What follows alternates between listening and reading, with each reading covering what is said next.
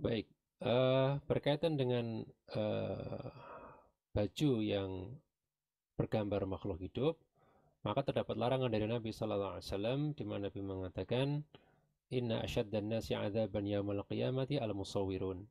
Orang yang paling keras azabnya pada hari kiamat adalah para penggambar, para perupa, ya, orang yang membuat patung makhluk hidup, membuat gambar makhluk hidup, maka mereka orang yang paling keras azabnya pada hari kiamat.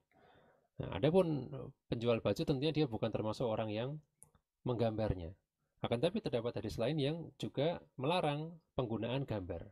Kalau tadi berkaitan dengan penggambaran, ya, orang yang berbuat menggambar, kalau ini berkaitan dengan penggunaan gambar. Ya, Nabi SAW dalam sebuah hadis mengatakan, la tadkhulul malaikah baitan fihi surah. Ya, malaikat tidak akan masuk ke suatu rumah yang di dalamnya terdapat gambar, yaitu gambar makhluk hidup.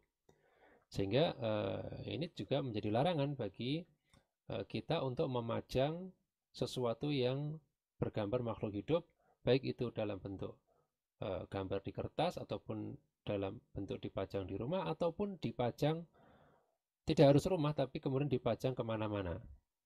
Ya, termasuk dalam larangan, bukan berarti oh kalau di rumah saja yang terlarang, tidak. Hadis itu tidak dipahami sebagai pembatasan bahwa oh yang terlarang ketika itu di rumah, kalau kita pakai kaos kan keluar rumah gitu. Tidak. Ya, itu berlaku bagi sesuatu yang memang bergambar.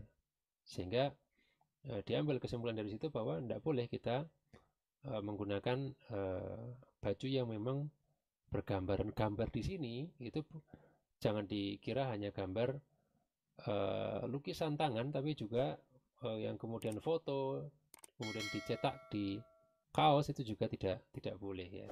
Sehingga ketika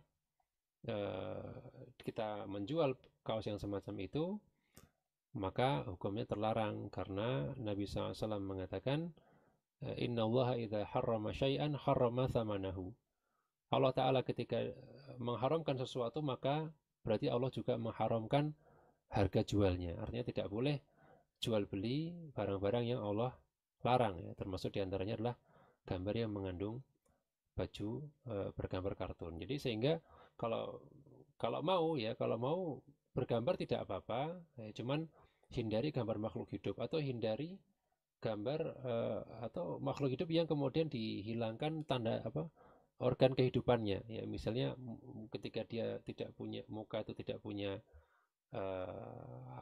tidak ada organnya ya, tidak ada hidung yang bisa buat bernafas ya, kosongan begitu, maka ini sebagian ulama membolehkan ya, membolehkan gambar yang dihilangkan unsur kehidupannya atau kemudian mungkin dipisahkan kepala dari badannya atau semisalnya, maka ini adalah salah satu alternatif yang bisa dilakukan. Atau tadi gambar-gambar yang memang bukan makhluk hidup ya, gambar pohon atau gambar mungkin pesawat atau yang lainnya ya, atau robot juga insya Allah tidak masalah ya, kalau memang dia betul robot, dia bukan makhluk hidup, maka ini juga bisa menjadi alternatif ya. Wallahu a'lam bishawab.